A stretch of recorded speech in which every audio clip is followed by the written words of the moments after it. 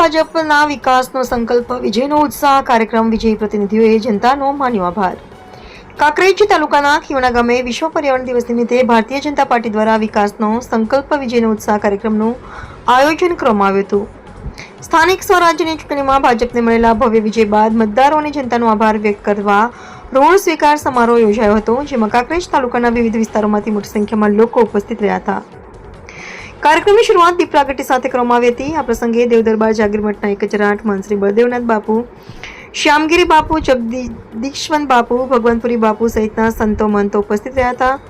કાર્યક્રમમાં બનાસકાંઠા જિલ્લા ભાજપ પ્રમુખ કીર્તિસિંહ વાઘેલા, ઓગળ તાલુકા પંચાયત પ્રમુખ દશરથજી ઠાકોર, તાલુકા અને જિલ્લા સ્તરના ભાજપના આગેવાનો તેમજ ચૂંટાયેલા પ્રતિનિધિઓ હાજર રહ્યા હતા।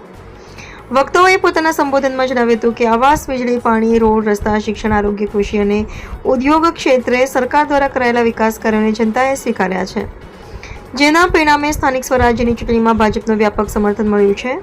તેમણે વિકાસ અને જનકલ્યાણના કાર્યોને વધુ વેગ આપવાનો સંકલ્પ પણ વ્યક્ત કર્યો હતો। આ પ્રસંગે મહંત શ્રી બળદેવનાથ બાપુનું ફુલાર અને શાલ ઓઢાડી સન્માન કરવામાં આવ્યું હતું, જ્યારે જિલ્લા ભાજપ પ્રમુખ કીર્તિસિંહ વાઘેલાને તલવાર અને સાફો પહેરાવી સન્માનિત કરવામાં આવ્યા હતા। કાર્યક્રમ દરમિયાન વિવિધ આગેવાનો અને કાર્યકરોનું પણ સન્માન કરવામાં આવ્યું હતું। કાર્યક્રમનું સંચાલન ઉત્તર ગુજરાતના લોક સાહિત્યકાર દીપકભાઈ જોશીએ કર્યું હતું અને સ્વરૂચિ ભોજન સાથે કાર્યક્રમ પૂર્ણ થયો હતો। કાર્યક્રમને સફળ બનાવવા તાલુકા ભાજપ પ્રમુખ નટુભાઈ પટેલ, મહામંત્રી અમરસિંહ સોલંકી સહિતના આગેવાનો અને કાર્યકરોએ જહેમત ઉઠાવી હતી।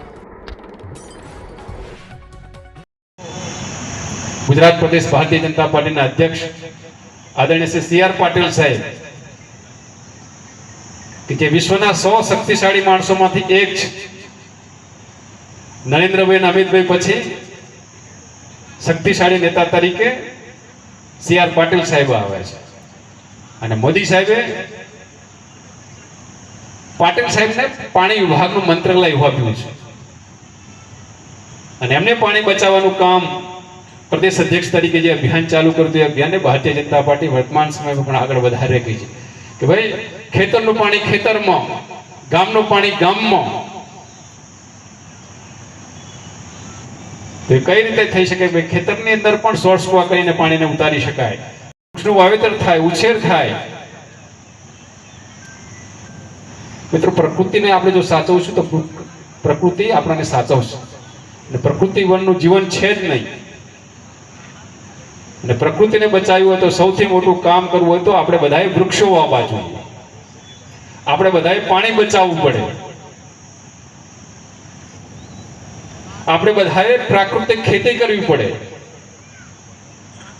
મોદી સાહેબ આ ચિંતા આપણા માટે કરી રહ્યા છે।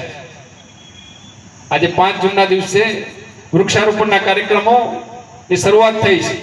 મારે અભિનંદન આપવા છે કાંકરેજ તાલુકા પંચાયતના પ્રમુખ વેલસિંહ પરમાર ને એમની ટીમને કે આજના સત્કાર સમારોહની સાથે વૃક્ષારોપણનો પણ કાર્યક્રમ રાખ્યો છે। પત્રકાર મિત્રો એની ખાસ નોંધ લેવી જોઈએ।